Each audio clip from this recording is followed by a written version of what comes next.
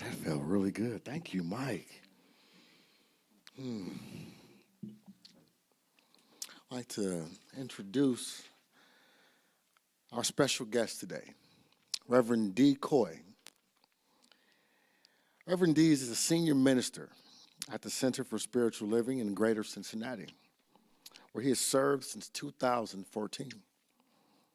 Born and raised in northern Indiana, Reverend D's spiritual journey began in the United Methodist tradition, where he was immersed in the traditional teachings of Christianity and the value of spiritual community. A self-proclaimed generalist, Reverend D's spiritual journey has been one of thoughtful discovery and mindful integration. With a deep desire to grow spiritually and a chance encounter while living in San Diego with one of those who mysteriously kind of show up in our lives, Reverend D found a community of like-minded persons at the Pacific Church of Religious Science. Inspired by its minister, Reverend Dr. Kathy Hearn, Reverend D entered into the science of mind studies. A deep call from within and a passion for sharing principles of the science of mind with others led Reverend D to pursue becoming a science of mind minister. He describes the path as profound, ever-changing within and without, and filled with joy for which he is ever more grateful. So please join me in welcoming Reverend D. Come on up. Get out of the way. I'm going. All right. Oh, hello, everyone. It is so good to be here. I've been down here a couple of times, but it was always on that business stuff that we do, and our ministers have to get together every once in a while. And I've never been here in this space and been before you people, so I am excited to be here. Yes, we there comes a time, as is happening with Reverend Rainbow right now, where we as ministers have to do some other stuff that becomes very personal and takes us away from our communities. And we like to jump in and help each other out whenever we can, because we know that there's no other way around that. It has to be done. And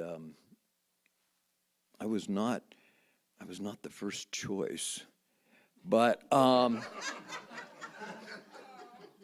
we have a new minister at our center in Cincinnati, Reverend JJ, and she has a relationship with Reverend Rainbow, and she called her and asked her if she could fill in, and of course she said yes. And she called me to tell me and ask me if that was okay. And I said, of course. And I did not think that there was some reservation there. And that's because she has things that she had to do outside of the center, but today. And just that little bit of drive time threw everything off. So I said, you know what? Why don't you cover for me, and I'll come down here and talk to these people, because I don't get to get out enough and see different people. And so I am glad to be here, and she was glad to be there, and all is well. Thank you. You are so welcome. Oh, we did a whole thing last year on thank you and you're welcome. And I was tired of saying thank you, and people saying, well, no, thank you. And I'm like, you know, everyone tries to get one up on me. And it's like, no, if you want to receive my thank you, say you're welcome. And that's a better way of doing it. I know that you folks here have been doing the Living Out Loud thing this year, right? Oh, has that been fun? Yeah. It's been kind of exciting. I like it. The idea that, let's kick it up a notch, We're tired of being the best kept secret out there. And we know that a lot of people would benefit from knowing what we know. And we're not We're not great at yelling it out, on the street corners. And if we have something that is that dear to us and that important, there's no reason why we can't do that. We can't let other people know. What a great experience it's going to be when we double and triple the number of people in our community. And we get to be out there with this thing called like-minded people, and there's more of us that are like-minded. This question comes up a lot at our center in Cincinnati. We spend a lot of time on digging out the truth of who we are, whose we are, what it is that this thing called life is all about, and how to put the things that we learn, make them spiritual tools and spiritual practices that we can use, and they make a practical difference in our lives. And I know you probably do that here too. And for some in my community, it's just not enough. We want to do something. We want to do something specific, and I want to know what is mine to do, right? How do I know what is mine to do? And I get this question about, you tell me who I am, and I know that, and I know how to be in the world, and I want to know what can I actually do to make a difference. I see war, and I see hate, and I see death, and I see all of these things that don't seem like the love of God. And I want to do something about it. What am I supposed to do? And then, I'm just kind of staring at them. And then I realize, you want me to give you the answer. And that's what I can't do. I can't do, because it's up to each and every individual to have that relationship with the divine, a relationship with spirit, a relationship to that which is the I am that I am. And it is in that relationship, that one-on-one personal relationship, that we find out that we are what we call called to do. I know a lot of people have a lot of talent and inspiration and desire and a willingness. And all I can say is to use the tools that we teach, the tools of going within, the tools of being in the quiet, the tools of listening with that ear of God. Because if it's true that there is only one thing happening here, right? And that is God expanding, God expressing. That's all there can be. And if that's true, and if it's true that there's only one heart beating and one mind thinking and one life living, then that is the mind that I'm using. That is the life that I'm living. That is the heart that's beating in me. And it resonates throughout the universe and beyond. It resonates with everything that is seen and unseen. And everything that is seen and unseen knows my willingness, knows my talents, knows my daily schedule, knows how much I have in the bank. It knows all of these things, and it knows the perfect place for me to be at any given moment, to assist, to support, and to serve. We have a thing called a course of love. I don't know if anyone's heard of it. That we have, we had 4 or 5 study groups, or non-study groups, as we like to call them, on a course of love, and it teaches us some additional principles and some additional practices that we can use in order to be this thing called one. I know that this month, this last month of the year of living out loud, we are talking about wholeness and what that looks like. And wholeness is what we have been, I dare say, preaching. That's the Methodist in me coming out.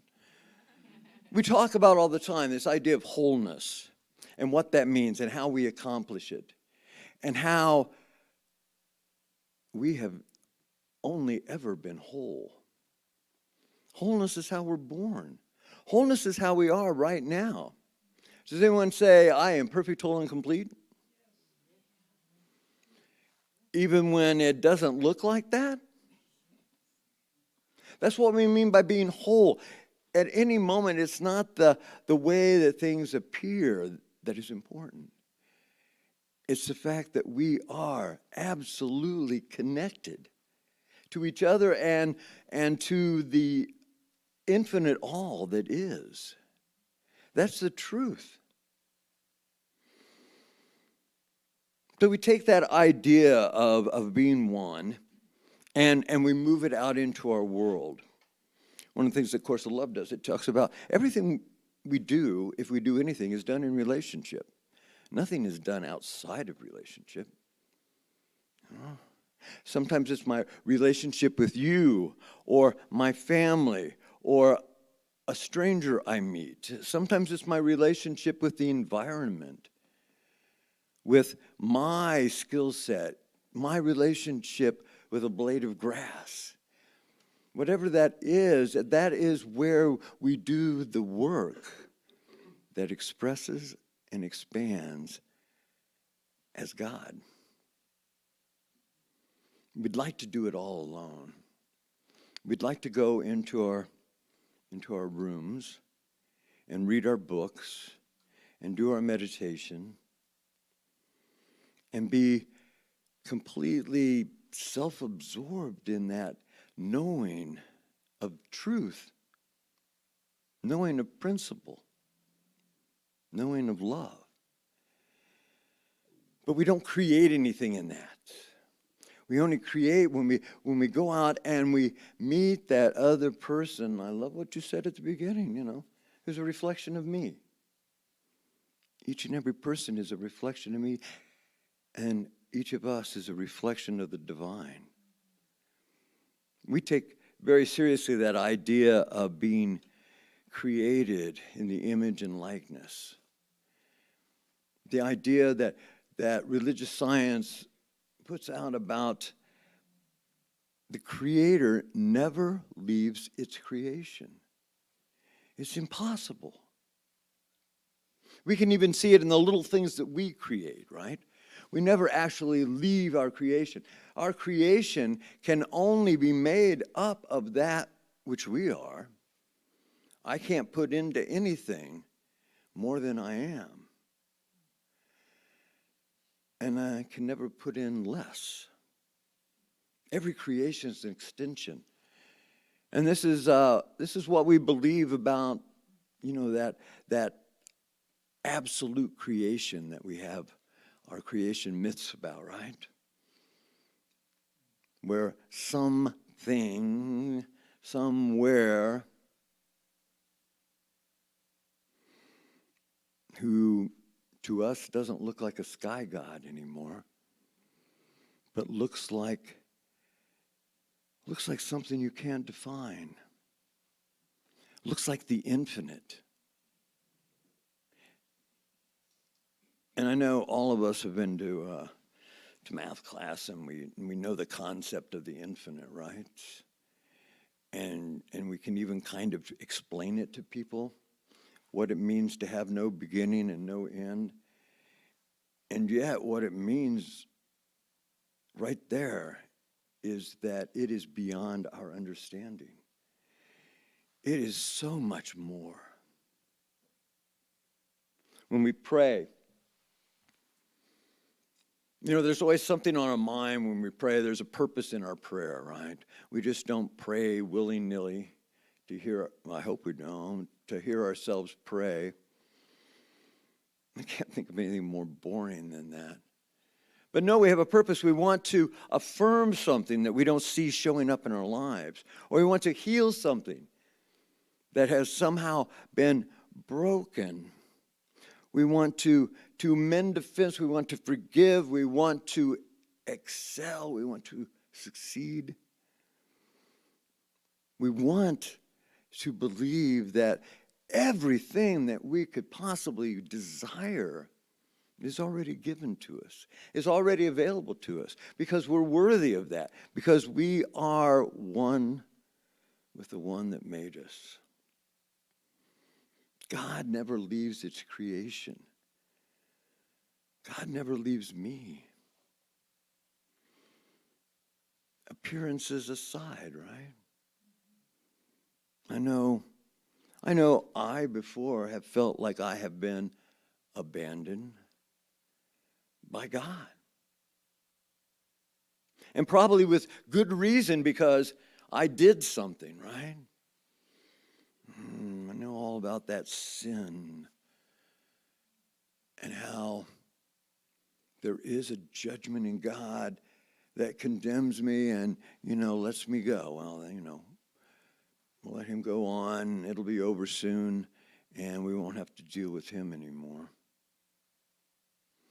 It's not the case. It's not the case that our God is judgmental in a way that punishes, because God sees only the truth that we are it in creation. It's a beautiful thing. Now, if I can do that with the people that are reflecting me, the world's going to be a greater place. And I think this is what we mean by living out loud, living religious science, living the principles, living who it is we know we are, living our wholeness that speaks volumes, that comes across loudly. Because there's a lot of people that have never seen it, never seen what it looks like for another human being to treat them with that unconditional love, regardless of what it is they're doing, what they have or have not accomplished. We don't believe that there are throwaway people, that each and every person is the same, just as each and every person is different. So what does it mean to be the same and different? Oh, did you guys do the month on paradox? Oh, wasn't that fun? It's one of those paradoxes, How can we all be different and all be the same? That is, in fact, what God is doing when it expresses and expands. We don't think that there's much for God to do. Now that he's got through that first week where he did most of the work.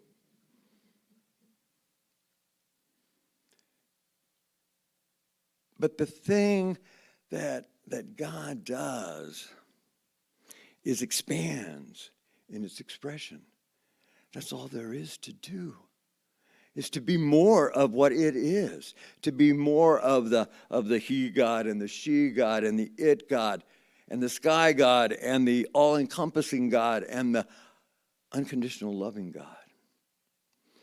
To do that in as many ways and as many times as is possible.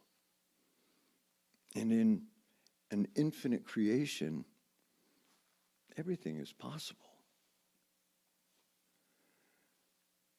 But it can't do it if we all act the same and look the same and be the same and follow the same rules and have the same values and see the same beauty in this rose versus, that dandelion. It's important that we be individuals and in being individuals, celebrate what is different about us. And when I look at you as a reflection of me, I can celebrate the differences in you. And I don't have to understand them. In an infinite creation, I'm not going to understand everything. I'm going to believe. I'm going to believe in the promise. We do have... I wanted to talk about the promise, okay?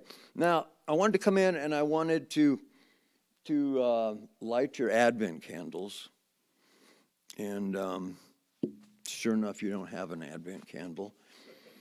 And I understand a lot of centers for spiritual living don't do Advent. They barely do Christmas, you know? And I understand why.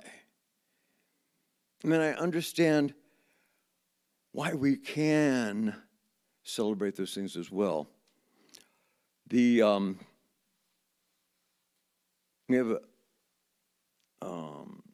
describe this thing called, religious science or centers for spiritual living, and the other denominations that are very much like us as new thought, ancient wisdom, right? And what that means is we don't throw everything out that came before. We look at everything that came before and we listen, we go within. And we ask that which is in the center of our being, that which knows all and only the truth, does that resonate with the truth within me? And what we find, what Ernest Holmes found, was that there's a lot out there that resonates as the truth. And when you look at it deliberately, there's a lot out there that on the surface is different, and just like us, at the center is the same. Now, one of the things I love is fire and light. And of course, I don't know of any religious denomination or any philosophy that does not use that idea of light as a metaphor for so many things, but certainly the truth, right? And that's what we're searching for. Why are we searching for the truth? The truth sets us free. So we're searching for the truth. And what the truth does is it illuminates ignorance. And when we illuminate ignorance, there is nothing left but the truth. We know when we look out in our world and we see destruction and we see death and we see wars, we see what we call evil.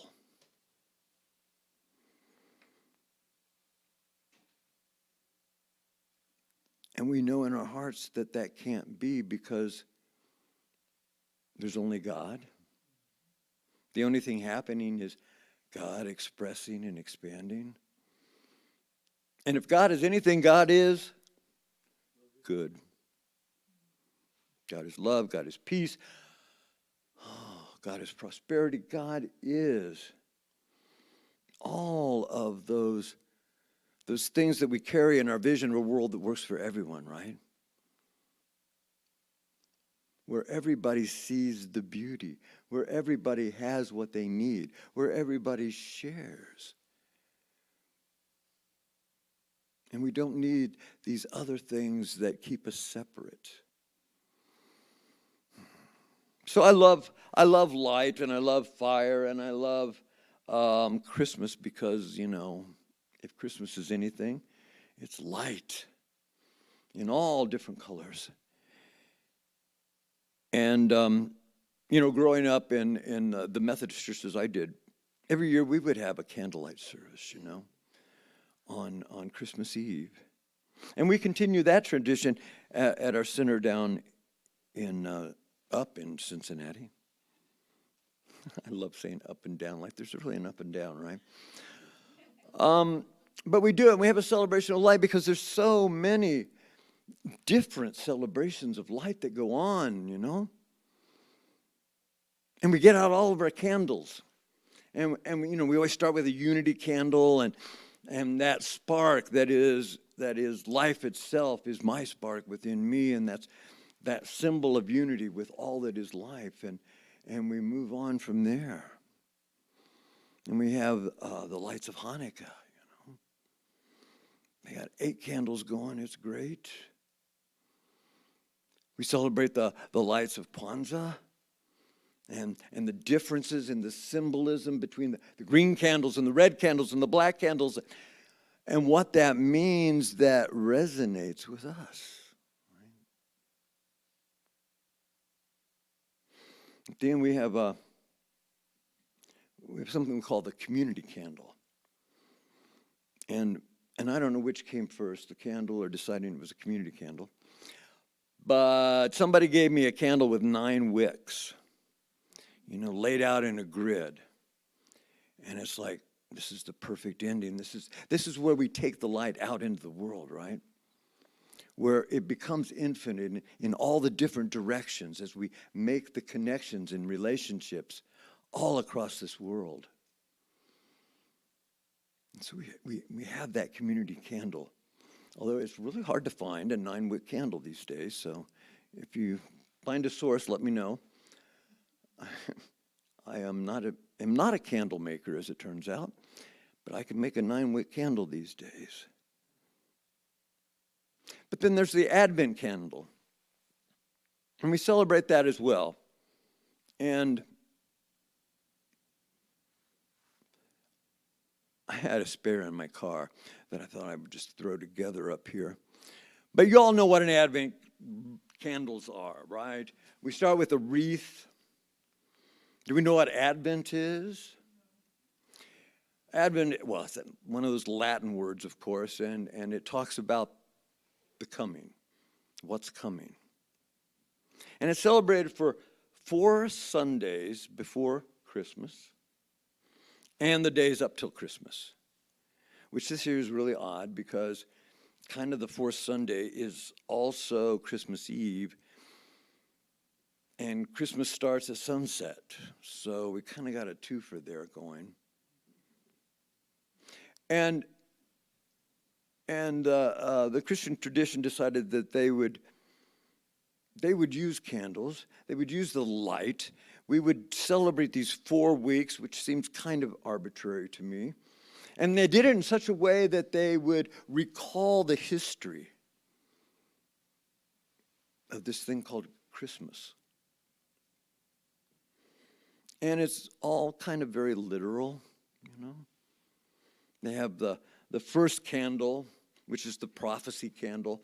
So we're all supposed to sit and remember, you know, all the prophecy in the Old Testament in this case that tells about the coming, you know.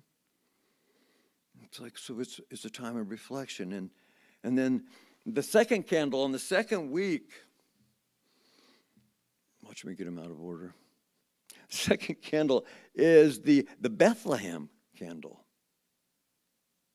And that's to remind us of, you know, something actually took place out of this prophecy. You know, that was kind of the big first step. Yep. Baby born in Bethlehem.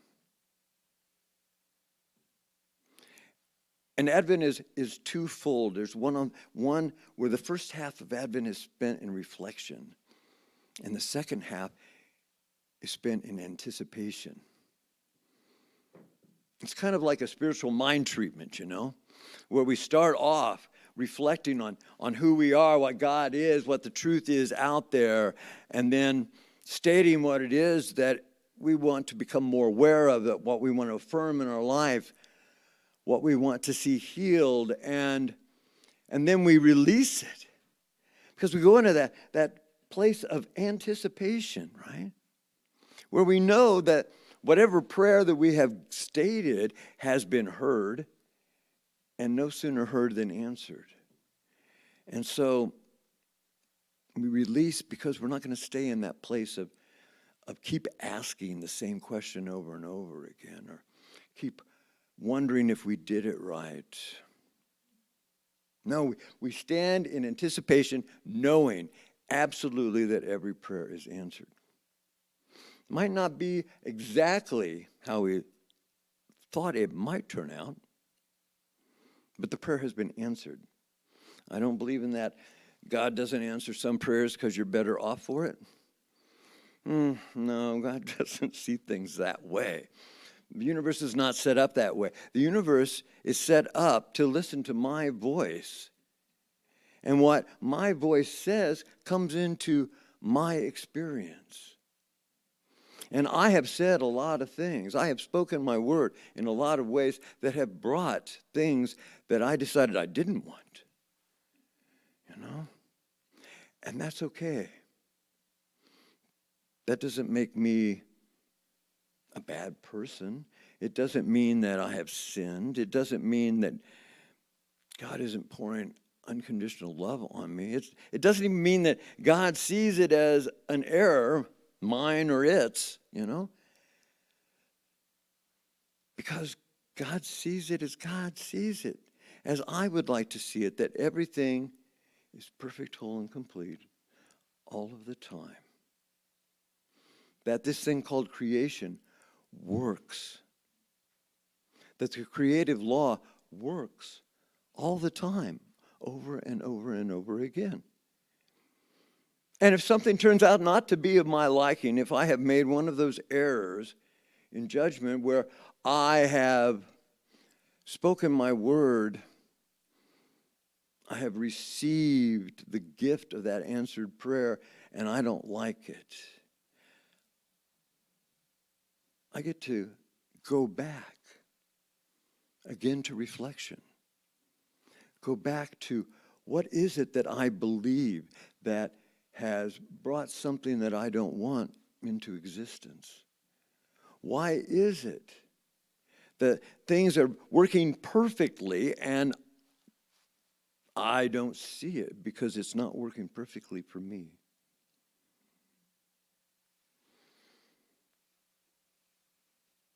So this is the third week of Advent, by the way. It's the pink candle week, for those that keep track of the colors. The pink candle is it's called the shepherd's candle, but it is the candle of joy. It is when we remembered. In Science of Mind, we don't think about the prophets of the Old Testament and the prophecies stated there. We think about the promise that comes from so many different avenues of faith, avenues of religion, avenues of philosophy, even of science that we experience. There are so many avenues that talk about the promise of something. And it is in that promise of something that I can't see, I can't understand, I don't know how it's going to happen, that I say, okay, I hope. Sometimes hope is all we have. It's not the greatest, it's not the most powerful of spiritual forces. It's kind of meek. It's kind of wishy-washy. And sometimes it's all we have. And what it is that idea of turning towards that. If I can't be willing, I can be willing to be willing. And that is something that the entire universe can work with. And I believe that is one of our teachings, this idea of hope. And always reaching out for that hope as a possibility, because we live in a world of infinite possibilities. And that candle of Bethlehem that candle that states, have faith, and see what happens when you have faith. Something is demonstrated. That's something that you didn't know what it could possibly be, but you hoped was out there. And if you are aware, if I am aware, if I be quiet enough and listen enough and look hard enough, I will see it. There it is. There was something. There was something better. And that builds my faith. And as I see that happening, as I see it demonstrated over and over and over again, or a progression of demonstrations, then I can go to that place of joy. You know, I don't have to be reflecting all the time. I'm going to that place of joy where I am just living it, because I see these demonstrations. I see my answered prayer. I see these things called, the unconditional love working its way through my condition and my experiences and giving me more.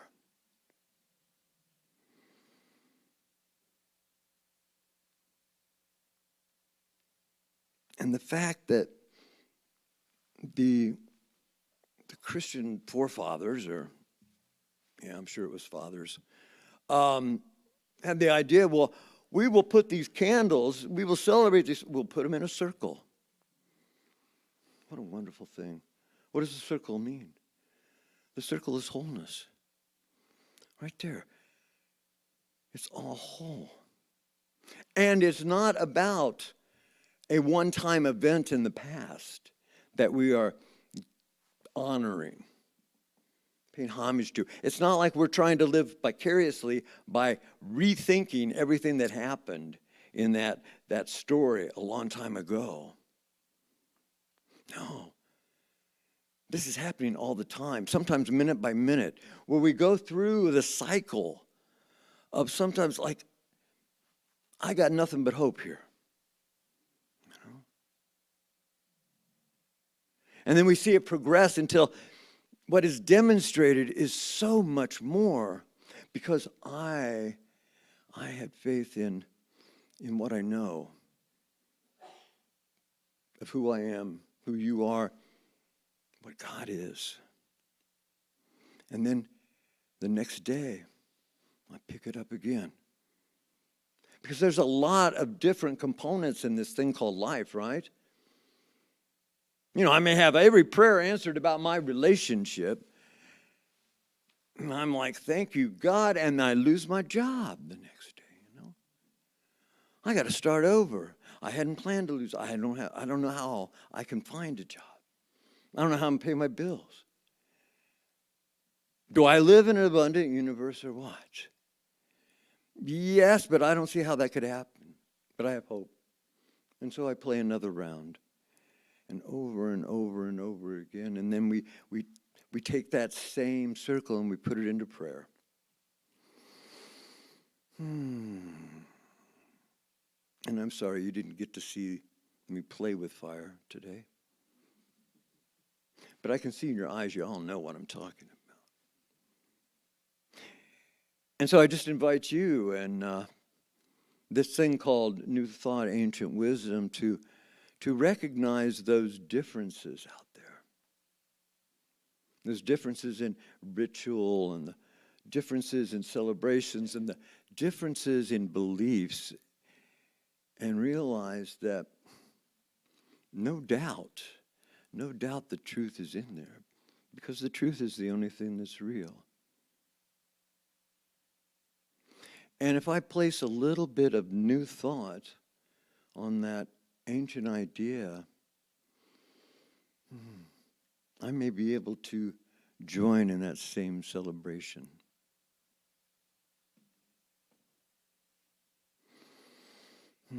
So take a minute with me and just go within.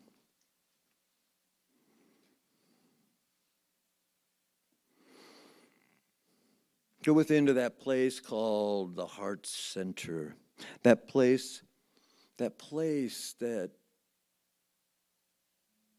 is the epitome of what is created in the image and likeness of God. That which is your true identity. that which is all and only unconditional love, that which takes from the infinite mind all the knowledge and wisdom it needs, that which sees with the eyes of God and hears with the ears of God itself. In that place that knows only the truth. Is there anything about this last hour that resonates with the truth that I hold within? Because if there is, that's my clue.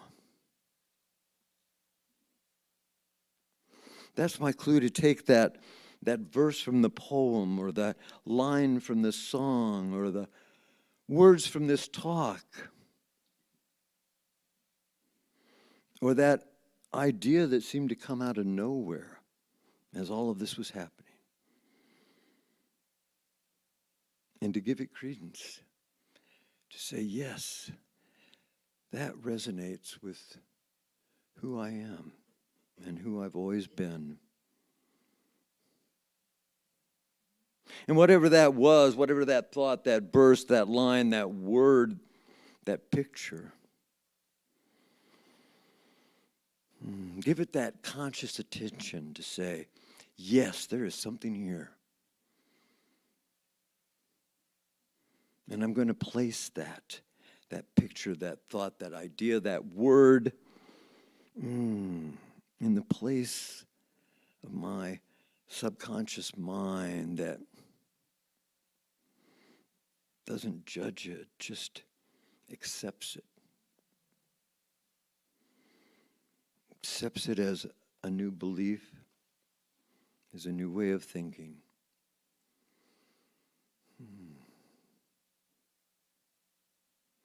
As a new habit, as a new trigger for putting me in that place of all and only good.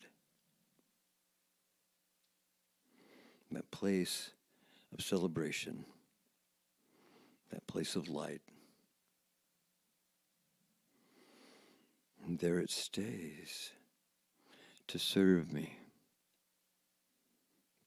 to serve you, to serve the world. And so it is. Amen. Thank you.